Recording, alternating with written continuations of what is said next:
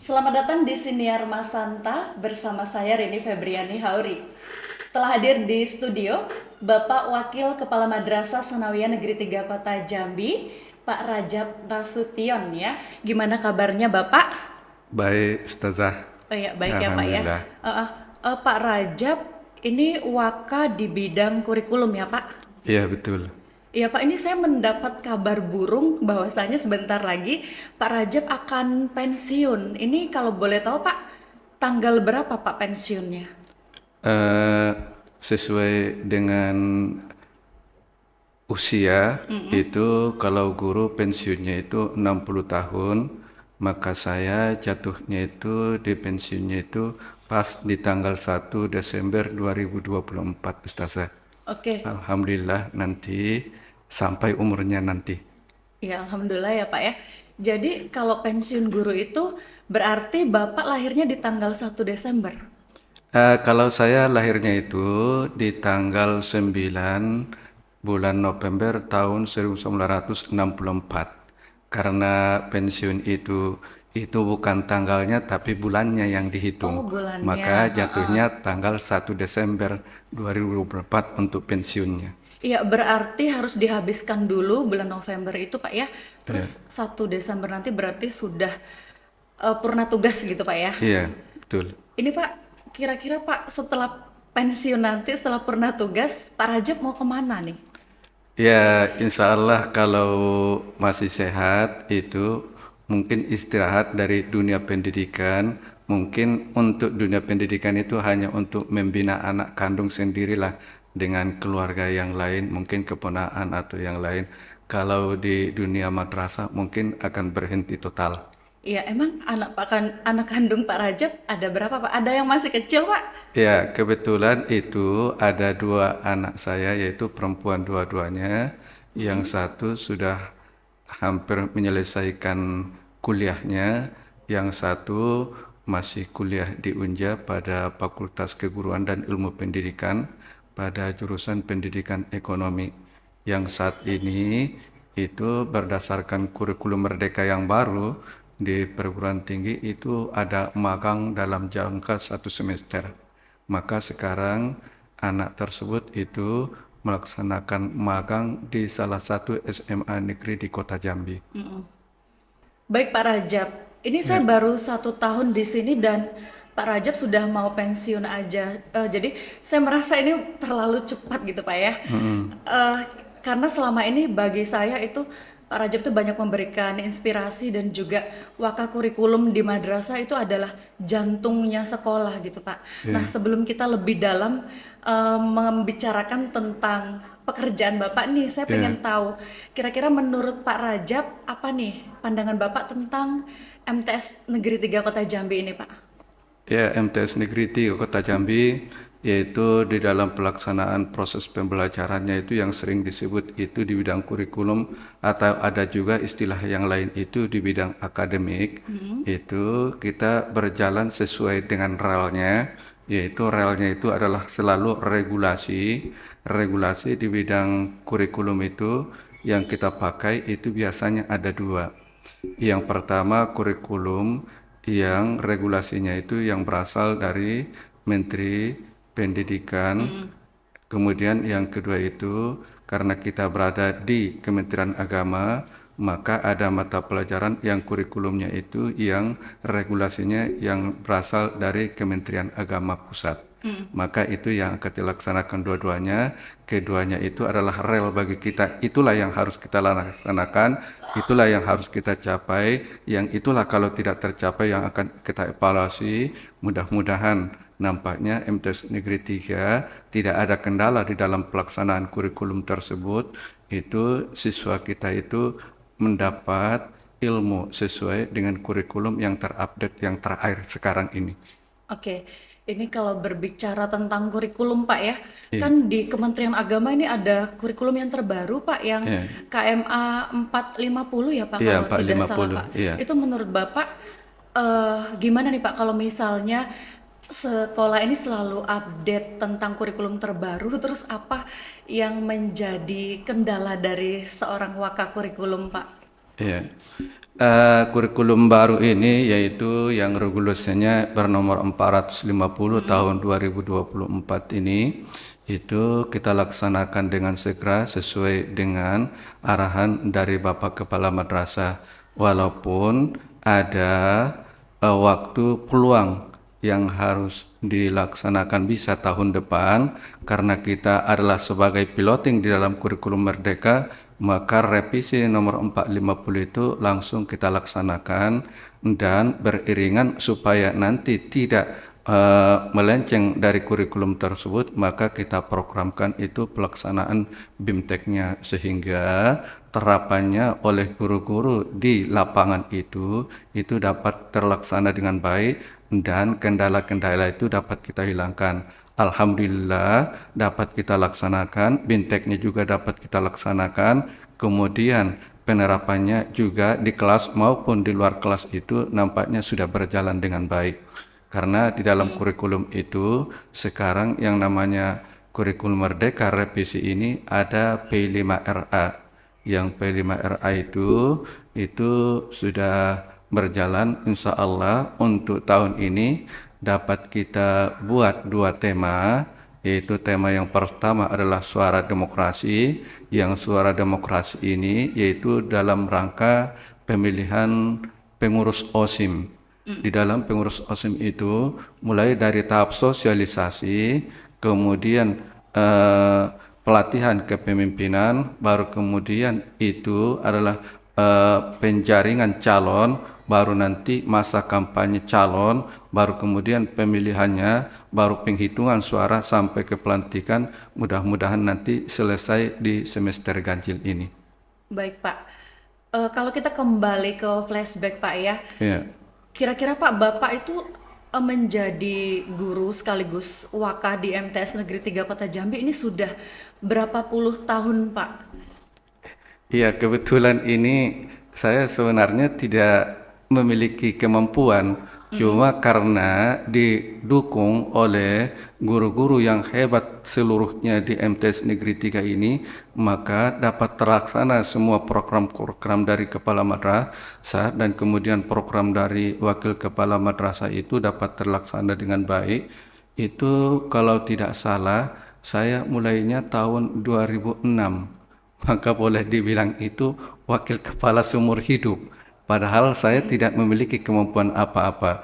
Cuma karena komunikasi, kemudian koordinasi, dan juga pelaksanaan oleh guru-guru yang hebat tersebut sehingga apapun itu kendala tidak ditemukan terlaksana dengan sukses, maka kesuksesan saya itu sebenarnya bukan saya, tapi guru-guru itu yang melaksanakan dengan baik. Alhamdulillah itu tidak ada hambatan dari guru tersebut. Jadi saya hanya berfungsi sebagai koordinator dan berfungsi sebagai mitra itu saja.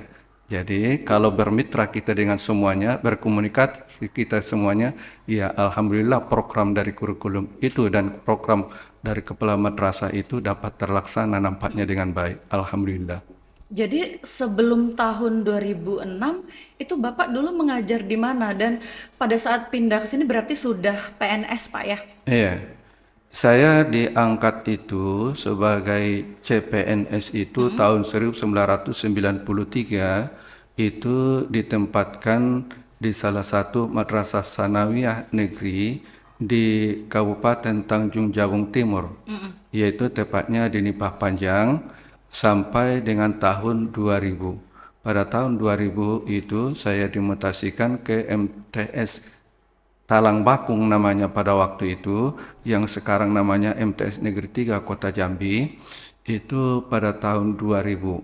Dan sesudah tahun 2000 itu berganti kepala madrasah berkali-kali, sampailah saya itu sebagai pembantu wakil kepala bidang kurikulum pada waktu itu, dan kemudian itu diangkat oleh Bapak Kepala Madrasah sebagai wakil kepala di bidang kurikulum atau di bidang akademik tersebut mulai tahun 2006. Jadi berjalannya itu hanya begitu aja. Itu saya laksanakan, itu perintah dari kepala madrasah, kemudian saya laksanakan itu dengan koordinasi dengan semua yang ada di lingkungan MTs Negeri 3 Kota Jambi. Itu saja banyak pelaksanaannya. Iya, baik Pak. Ini kan udah lama Pak ya dari tahun sebelum namanya MTS Negeri 3 Kota Jambi yang masih MTS Talang Bakung, Bapak Iya, sudah di sini Pak ya. iya. Oke, dari sekian lama waktu Bapak di MTS Negeri 3 Kota Jambi ini Pak, kira-kira ada nggak sih Pak hal suka dan duka gitu Pak selama di sini? Kira-kira apa Pak? Iya, kalau yang namanya berjalan, bergaul dengan semua lapisan-lapisan karakter dari guru, itu ada sukanya, yaitu sukanya apabila program-program kita itu terlaksana dengan baik, didukung dengan baik, kemudian siswanya itu outputnya sesuai dengan keinginan masyarakat, itu alhamdulillah itu sebagai sesuatu yang menggembirakan bagi seorang guru dan termasuk sebagai saya sebagai wakil kepala madrasah. Kemudian sebagai dukanya itu yaitu yang menyedihkan itu ada juga yang namanya siswa yang tidak berhasil karena yang namanya guru itu hanya membina, bukan sebagai dukun, bukan juga sebagai pesulap yang langsung jadi bisa aprakaratmu bisa jadi seperti ini, tapi ada juga yang siswa itu tidak berhasil, itu menyedihkan bagi saya. Baru kemudian itu saya waktu itu rasanya yang termuda, juga pada waktu itu ada yang sudah tua, iya berpulang duluan. Kemudian sesudah sekarang ini itu saya yang lebih tua, tapi ada juga guru yang masih muda itu sudah meninggal dunia, itu rasanya menyedihkan. Itu jadi itu saja yang membuat saya itu kalau suka dengan dukanya yang ada di sini. Kalau di dalam pelaksanaannya itu karena kendala itu dapat dipecahkan bersama-sama, ya kalau duka tentang pelaksanaan tugas itu rasanya tidak ada. Baik Pak, selama Bapak menjabat sebagai Wakakurikulum Pak, kira-kira ada nggak sih Pak target-target tertentu per tahun misalnya untuk prestasi siswa atau prestasi gurunya atau juga Iya. peningkatan kurikulum di MTS Negeri 3 Kota Jambi ini Pak? Iya. Sebagai tupoksi wakil kepala madrasah itu adalah itu di bidang akademisnya, maka tentunya keilmuan dari siswa itu yang diharapkan oleh orang tua. Maka sebagai guru kita menerapkan berbagai metode untuk mencapai tujuan proses pembelajaran tersebut, maka dari situ kita dapat mencapai prestasi-prestasi baik yang namanya di bidang akademik siswa maupun di bidang akademik guru maupun itu prestasi-prestasi yang lain itu nampaknya membanggakan bagi Kementerian Agama khususnya di Kota Jambi. Iya, baik Pak. Kalau dalam kaitannya nih Pak dengan pembelajaran agama Pak ya di MTS Negeri 3, karena kan yang menjadi pembeda sekolah dengan madrasah adalah di madrasah ini kita lebih banyak mata pelajaran tentang keagamaan Pak. Ya, Menurut Bapak sejauh ini bagaimana Pak faktor penghambat dan juga faktor pendukung agar siswa ini menjadi berakhlak mulia karena kebanyakan orang tua ketika memasukkan anaknya ke sekolah madrasah adalah ada peningkatan akhlak, Pak. ya. Eh, yang namanya proses pembelajaran di Kementerian Agama itu memang beda dengan di sekolah lain di luar Kementerian Agama. Kita itu pendidikan agama Islam itu ada sub pendidikan agama Islamnya, yaitu mata pelajaran Al-Quran Hadis, akidah akhlak, fikih, sejarah kebudayaan Islam, ditambah dengan bahasa Arab. Itu yang mengguguli kita di bidang agama. Jadi hal ini tentunya kita harus meningkatkan ketakwaan siswa itu kepada Allah Subhanahu wa taala.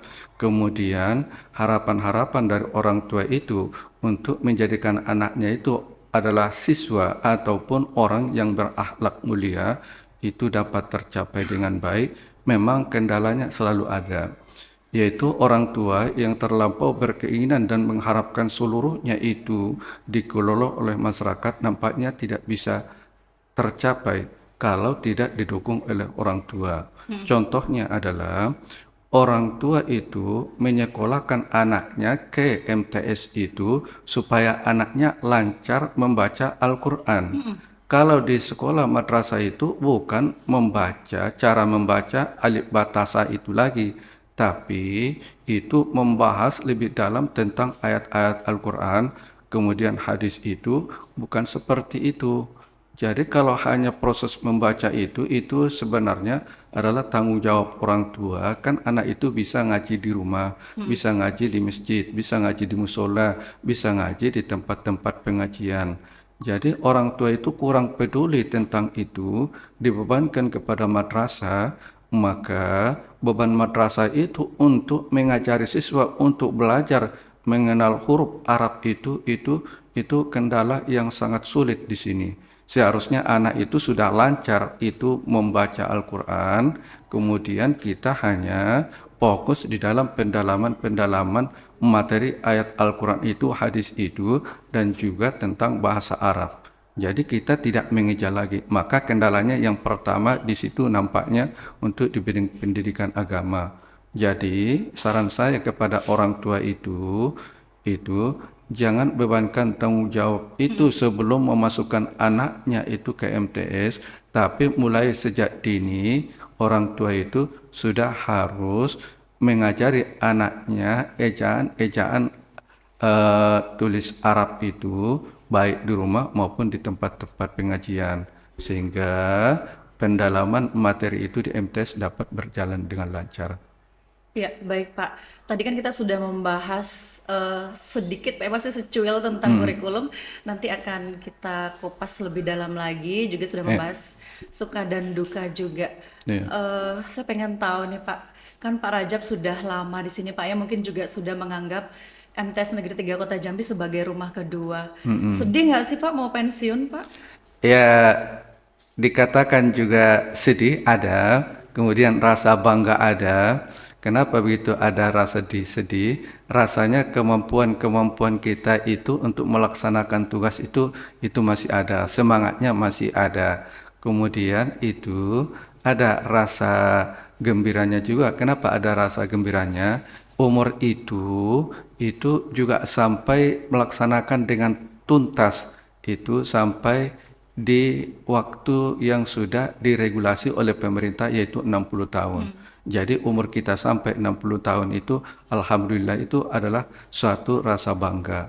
Kemudian kita itu ada namanya keinginan-keinginan yang lain itu yang belum tercapai itu, contohnya yaitu kita maunya siswa itu melebihi dari kita. Kalau kita umpamanya berpendidikan seperti saya itu adalah di bidang IPA, menguasai semua materi-materi IPA, seharusnya anak itu bukan hanya untuk menguasai materi lagi, tapi dapat mengaplikasikan itu di bidang teknologi.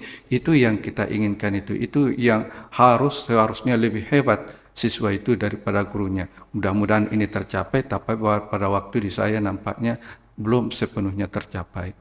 Iya, berarti ini menjadi PR bersama nantinya Pak ya setelah Iya, Pak Rajab purna tugas, iya, karena masih ada keinginan yang belum tercapai, ini akan insya Allah nanti akan dilanjutkan Pak ya oleh iya. rekan-rekan yang ada di sini.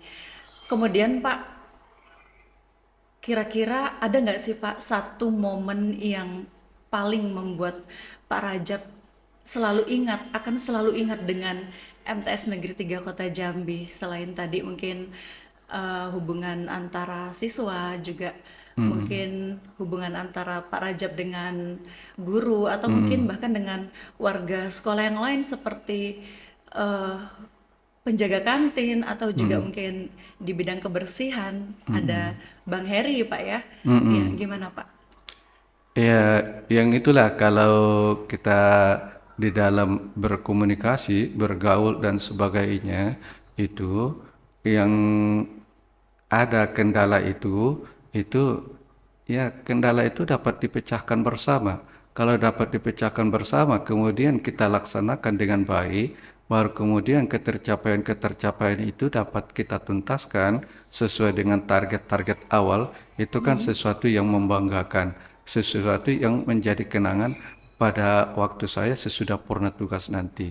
Ya, itulah guru-guru tersebut itu hebatlah saya, rupanya lebih hebat lagi mereka-mereka itu. Itu yang saya banggakan dan Iya. yang saya kenang nanti di masa yang akan datang. Iya, saya juga merasa ini loh Bapak tuh lebih hebat Ya, di sini Pak ya, karena sudah menginspirasi juga ke banyak guru-guru lain. Baik Pak, salah satu tugas Waka Kurikulum adalah membuat jadwal Pak ya. iya. Ini saya penasaran, ini Pak, apakah Bapak bikin jadwal itu dengan bantuan aplikasi Pak? Iya. Di proses akademis di suatu sekolah itu kan yang bertugas pokoknya itu adalah wakil kepala madrasah di bidang akademik. Dia harus berpatokan kepada regulasi dan regulasi itu tidak boleh dilanggar. Itu adalah rel yang harus dilewati supaya nanti tidak melenceng dan berjalan dengan mulus. Maka regulasinya itu kita pahami dan sesudah kita pahami itu kita diskusikan dengan kepala madrasah. Sesudah didiskusikan dengan kepala madrasah itu baru kemudian itu programnya itu kita kemukakan di dalam rapat dan sesudah di dalam rapat itu sudah eh, tercapai apa yang kita buat kesimpulannya untuk pelaksanaan pembuatan jadwal itu, maka yang pertama itu oleh wakil kepala madrasah itu sesudah berdiskusi dengan kepala madrasah itu adalah pembagian tugas. Pembagian tugas guru itu sesuai dengan keahliannya, sesuai dengan administrasi sertifikasinya, kemudian sesuai dengan jurusannya di perguruan tinggi, sesuai dengan keahlian dan kompetensinya, maka kita bagilah jam itu sesuai dengan hal yang tadi. Kalau sudah dibagi tugas itu, kemudian merata semuanya tercapai itu, kalau tidak tercapai nanti jumlah jamnya itu kepala madrasah biasanya berkoordinasi dengan madrasah lain itu untuk menambah jam di madrasah lain sesuai dengan regulasi. Kalau sudah fix di dalam pembagian tugas itu, baru kita turunkan di dalam jadwal. Di dalam jadwal itu per minggunya itu sesuai dengan yang namanya kalau dulu itu namanya kurikulum operasional madrasah. Kom ya Pak? Iya kom. Kalau sekarang itu di kurikulum Merdeka itu berganti nama dengan namanya kurikulum Madrasah Sanawiyah Negeri 3 Kota Jambi.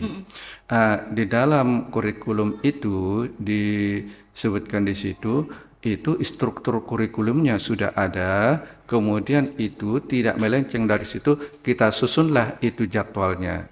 Pembuatan jadwalnya ini kalau saya Iya. itu lebih suka secara manual di komputer Wow. daripada di aplikasi.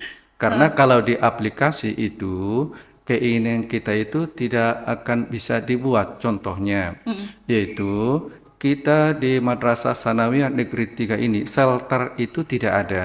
Maka guru olahraga itu harus dilaksanakan pada pagi hari sebelum matahari tinggi, Iya. sebelum hari panas. Maka kalau aplikasi kita buat itu bisa nanti dibuatnya bisa di akhir pada waktu hari panas, maka kendalanya yang itu, maka kita buatlah sebagai pembuatan jadwalnya secara manual itu. Itu Iya.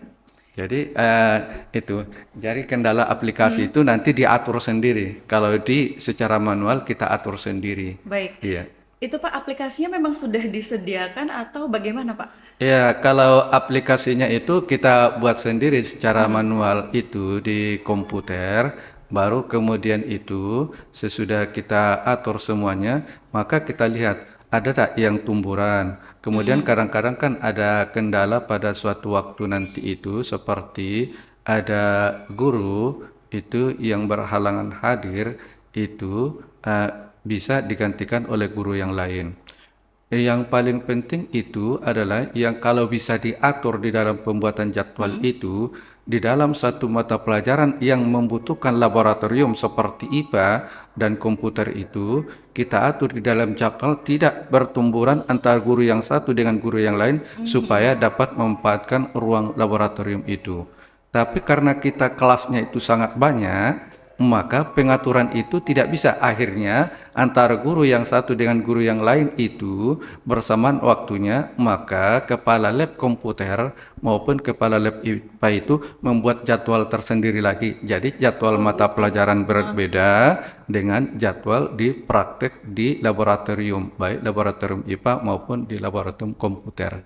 Kalau Ya. mengenai pembuatan jadwal ini Pak, ini Ya. biasanya Bapak kerjakan full di sekolah atau juga mungkin ketika di rumah ada waktu luang Bapak nyambi ngerjain gitu Pak? Iya, karena dia membutuhkan ketelitian, kemudian membutuhkan kesabaran dan membutuhkan waktu yang lama, itu kita laksanakan program pembuatan jadwal itu sebelum eh, KBM dimulai di awal semester.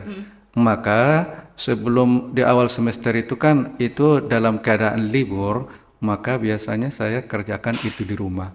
Itu. Oh iya, super Jadi sekali Pak pas ya. pada waktu sebelum belajar itu dimulai berdasarkan ya semester awal itu jadwal itu sudah harus ada di tangan guru semuanya. Ya, berarti Bapak jarang liburan dong Pak, karena kalau libur tadi bikin jadwal. Iya. Iya, begitu. Karena itu adalah tuntutan pekerjaan yang seperti itu, karena dia pas pada waktu libur, ya harus legowo. Iya. Itu kan tugas. Itu sama aja nanti itu kalau dikerjakan di sekolah juga datang ke sini itu bisa juga Iya. itu. Tapi karena pada waktu banyak liburnya pembuatan jadwal itu biasanya dikerjakan di rumah. Kecuali kalau ada mutasi guru, baik mutasi yang keluar maupun mutasi masuk, itu kita revisi jadwal itu biasanya pada waktu hari kerja. Gitu Pak Ya. ya. Pernah nggak sih Pak istri komplain karena Bapak membawa pekerjaan sekolah itu ke rumah, karena atau juga mungkin ada momen-momen keluarga pengen ngajakin Bapak liburan tapi Bapak masih menggunakan waktu di rumah untuk mengerjakan pekerjaan sekolah. Iya, eh, dibilang seperti itu, ya, yang namanya keinginan itu ada komplainnya. Biasanya itu bisa kita apakan, kita laksanakan keinginan dari anak, keinginan dari ibu di rumah itu biasanya eh, program-program dari Madrasah Sanawiyah Negeri 3 itu nampaknya ya yang selama ini pada awal libur itu selalu refreshing dulu nampaknya. Jadi sesudah refreshing itu, kalau bagi guru itu kan sudah refreshing masih libur lagi, Iya. tapi saya kalau sudah refreshing seperti itu, otaknya fresh, maka pembuatan jadwal itu tidak ada program di sekolah karena dalam keadaan libur, maka pembuatan jadwalnya itu di rumah lebih santai. Oh gitu Pak Itu ya. jadi eh, apa namanya itu kalau masalah waktu itu bisa diatur sendiri. Pokoknya jadwal selesai sebelum hari H belajar pertama di semester ganjil atau di semester genap. Baik, Iya. Bapak pernah nggak sih bikin target, misalnya jadwal tuh harus selesai misalnya di hari H-1 sebelum siswa masuk gitu Pak ya. Iya. Jadi misalnya bikin target jam segini harus selesai, jam waktu segini gitu. Atau juga misalnya Bapak ada target-target tertentu dalam mengerjakan jadwal, pernah nggak membuat jadwal itu di rumah, kemudian sampai tengah malam atau bikinnya pada saat subuh gitu Pak? Bagaimana Pak? Kalau pengalaman saya itu di dalam pembuatan jadwal itu ada kadang-kadang rasa moodnya itu datang, itu lancar. Kalau lancar biasanya itu dikerjakan itu berkisar-kisar sampai jam 9 malam. Kalau sampai tengah malam enggak pernah. Tapi yang penting target itu berkisar 4 hari sebelum hari H itu sudah harus ada di tangan siswa dan sudah harus ada di tangan guru. Itu aja targetnya. Ya, selama ini alhamdulillah tercapai. Kecuali kalau ada hal-hal yang mendadak. Kalau hal-hal yang mendadak itu pernah terjadi itu bisa jadi kadang-kadang dalam 1 minggu itu berubah jadwal itu pada masa COVID. Kalau pada masa COVID itu dalam 1 bulan itu bisa berganti 2 jadwal, bisa 3 jadwal. Itu sesuai dengan apa itu regulasi yang datang dari atas, buat seperti ini oleh kepala madrasah, maka kita laksanakan di sini. Itu kalau merevisi itu kadang-kadang kalau tidak mood itu yang nampak tumburan itu tidak nampak jelas, tapi kalau datang moodnya itu nampak. Kadang-kadang itu saya perlihatkan kepada kawan-kawan yang lain seperti guru yang lain atau kepada anak dulu, lihat dulu ini, karena kadang-kadang matanya lebih lihat mencari yang tumburan atau yang salah itu. Alhamdulillah bisa target itu seperti yang tadi, yaitu 4 hari sebelum hari H sudah berada di madrasah, biasanya sudah ditandatangani oleh Bapak Kepala Madrasah. Mm-mm. Ini masih berkaitan dengan jadwal, Pak. Ya. Gimana selama ini, Pak, komunikasi Bapak dengan para guru-guru ini terkait dengan jadwal, misalnya ada yang jadwalnya berbenturan. Ini kira-kira ada nggak kesulitan berkomunikasi dengan guru, dan juga apakah gara-gara jadwal ini pernah menimbulkan konflik antar guru, Pak? Ya, yang kalau kita ambil semua saran dari guru dan keinginan guru itu beragam, maka tidak bisa dipertemukan itu biasanya di jadwal. Iya. Itu ada yang kepinginnya itu di awal, dari awal itu dia jadwalnya, ada yang berkeinginan di akhir, ada yang di awal, ada yang di akhir, ada yang kepingin di tengah-tengah. Kalau ini kita pertemukan semua, jadwal itu tidak akan pernah terjadi, tidak pernah akan selesai. Maka kalau ada hal-hal keinginan yang seperti itu biasanya kita abaikan, karena tugas PNS itu mulai dari jam 7 sampai jam 16.30 itu saja keputusannya. Jadi jadwal itu biasanya oleh mitra kita sebagai guru nampaknya itu dapat menerima dengan baik. Jadi konflik itu tidak ada. Baik, Pak. Ini Bapak selain jadi waka kurikulum atau waka di bidang akademik, Bapak mengajar juga kan, Pak? Iya. Ya, berapa jam, Pak, mengajar? Sesuai dengan regulasi itu di madrasah, apabila lebih dari 9 ruang kelas itu wakil kepalanya kan ada 4. Iya. Maka ada wakil kepala itu 4, saya fokus hanya di bidang akademiknya saya ya. Maka kalau nanti tugas pokoknya itu saya sebagai guru, maka saya akan melaksanakan proses pembelajaran itu, mata pelajarannya itu adalah IPA. Yang di pembelajaran IPA tersebut itu karena dibuat jadwalnya juga, saya mengajar itu jam wajibnya itu 15 jam per minggunya. Bukan 12 jam ya, Pak? Kalau regulasinya 12 jam, karena dia satu kelas itu 5 jam pelajaran, maka tidak bisa dibuat 12. Dia 5 kali 3 itu harus 15. Kalau dibuat 2 kelas kan kurang. Iya. Itu kalau dibuat 3 kelas dia harus berlebih. Iya. Ya, harus seperti itu. Nggak bisa dipas-paskan sesuai dengan regulasi, sesuai dengan itu struktur kurikulum. Ya. Baik, karena ini ada kelebihan jam, Pak. Kira-kira ini honornya ada honor tambahan nggak sih, Pak? Iya. Kalau dulu itu bagi guru-guru yang kelebihan jam itu menggembirakan bagi dia. Iya. Karena biasanya honor itu diberikan oleh Kepala Kantor Kementerian Agama Provinsi Jambi. Oh, Itu gitu ya, dulu Pak ya? ada Itu tahun berapa, Pak? Iya, berkisar-kisar di, kalau tidak salah itu di bawah tahun 2010 itu dibayarkan oleh pemerintah oleh kelebihan jam itu. Kalau sekarang itu tidak ada lagi itu, karena eh, apa namanya itu, proses penggajian itu tidak boleh ganda bagi PNS itu. Jadi pengaturan tentang eh, dana itu tidak ada lagi di madrasah.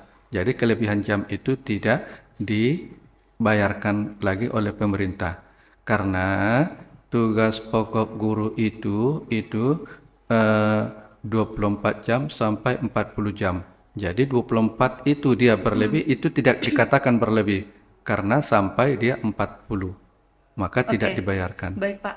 Kalau seandainya nih, Pak, ada guru yang mendapat beban kerja sampai 42 jam, Pak. Berarti 2 jam ini kelebihannya kan berarti harus dibayar, Pak ya. Itu siapa, Pak, yang akan membayar, dari komite madrasah atau dari mana, Pak? Kita itu kalau kelebihan yang seperti itu memang tidak pernah terjadi. Itu tidak dibolehkan. Yang melebihi dari 40 jam itu tidak dibolehkan. Itu entah kalau di suatu madrasah tertentu mungkin kekurangan guru sehingga dibuat jam yang seperti itu, maka guru itu nanti dalam 1 minggu tidak ada istirahatnya itu. Sedangkan kita di sini aja kurang guru seperti bahasa Indonesia ada yang 35 jam itu, ya gurunya istirahatnya sedikit, itu tugasnya sangat sedikit, mengoreksi tugas-tugas siswa lagi di ruang guru itu full dalam 1 hari, itu kalau nengoknya itu kecapean melihatnya, apalagi bagi guru yang bersangkutan yang melaksanakan, maka kasihan bagi guru tersebut. Ya mudah-mudahan nanti Kementerian Agama itu membuat pemerataan guru itu seperti bahasa Indonesia yang kekurangan itu cepat diturunkan ke sini. Iya, amin, amin. Karena itu saya merasakan sendiri Pak ya, Iya, dapat 32 jam Pak guru iya, bahasa Indonesia. iya. Kira-kira Pak dapat bocoran nggak sih Pak kapan guru bahasa Indonesia masuk ke sini Pak? Iya, kalau yang seperti itu kan tugas pokok dari Kementerian Agama itu kan tidak tahu lah. Ya, kalau kita di sini kan hanya menerima saja itu. Jadi eh, kalau proses mutasi itu murni dari wewenang dari Kementerian Agama baik di kota maupun di Kanwil. Itu mudah-mudahan lah itu nanti ada pengangkatan baik dari P3K maupun nanti dari Ya, CPNS. amin, amin. Mudah-mudahan yang kekurangan guru itu dapat turun di sini sehingga jam guru bahasa Indonesia itu Amin. sesuai dengan tugasnya yang bagus lah sehingga agak apa namanya itu agak kondusif melaksanakannya di kelas, tidak terlampau banyak menyita waktu dan bisa eh, melaksanakan tugasnya itu sesuai dengan jam yang sangat longgar lah istilahnya. Baik Pak. Tadi yang 40 jam mengajar itu Pak, kalau misalnya hitungannya begini Pak. Seorang guru mendapat jam misalnya dia mendapat 35 jam, kemudian ditambah dengan wali kelas yang 6 jam, kan hitungannya menjadi 41 Pak ya. Itu Iya. terhitung kelebihan dari 40 jam atau memang fokusnya itu dihitung dari jam mengajarnya saja Pak? Eh, Kalau di dalam simpatika itu eh, itu yang wali kelas itu dihitung sebagai tatap muka. Jadi kalau umpamanya 32 ditambah dengan 6 itu 38, kalau ada lagi tugas yang lain itu yang bisa dihitung berdasarkan regulasi, itu kalau tidak disalah itu dihargai nanti di penilaian kinerja guru. Kalau yang regulasi yang lama di PKK-nya itu akan nampak nanti itu nilai PAK-nya di situ. Jadi penghargaannya itu ada di PAK-nya. Kalau sekarang itu karena sistem aplikasi PKG itu tidak begitu dipakai lagi, maka langsung mungkin itu akan dihitung sebagai angka kredit bagi guru untuk naik pangkat. Iya, baik Pak. Sebelum dialog ini diakhiri, Pak, Iya. kira-kira Pak ada nggak sih Pak pesan untuk para siswa, kemudian juga pesan untuk para guru, kemudian juga mungkin pesan untuk para tenaga pendidik di sini sebelum Pak Rajab meninggalkan MTS Negeri 3 Kota Jambi ini, Pak? Iya. Yang pertama tentunya yaitu pesan saya kepada siswa itu belajarlah dengan giat, bercita-citalah setinggi mungkin karena orang yang paling lemah itu bermimpi saja takut, apalagi bercita-cita. Maka kalau sudah ada cita-citanya setinggi mungkin berusahalah untuk mencapai itu. Kemudian kalau sudah bercita-cita, sesudah berusaha, baru kemudian bertawakallah. Bertawakal itu berdoalah kepada Allah Subhanahu wa taala, mudah-mudahan cita-citanya itu dapat tercapai.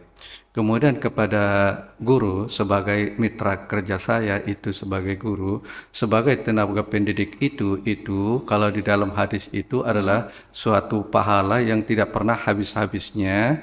Mudah-mudahan nanti ini sebagai amal ibadah bagi kita semua bagi guru, maka pada rekan-rekan guru, laksanakanlah tugas itu dengan baik, laksanakan tugas itu dengan ikhlas, laksanakan tugas itu sebaik mungkin, jangan jadi beban, itu sehingga nanti di dalam melaksanakan itu mudah dan terarah, karena kita itu apabila keinginan kita itu sesuai dengan regulasi, maka kita akan plong melaksanakannya.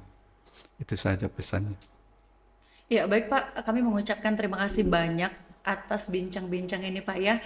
Semoga untuk mulai ya dari hari ini dan seterusnya nanti Pak Rajab tetap sehat, dan walaupun nanti Pak Rajab sudah purna tugas dari sini, silaturahmi antara Pak Rajab dengan keluarga besar MTS Negeri 3 Kota Jambi tetap terjaga ya Pak. Ya, terima kasih. Insya Allah mudah-mudahan sehat selalu itu dan panjang umur. Amin. Amin.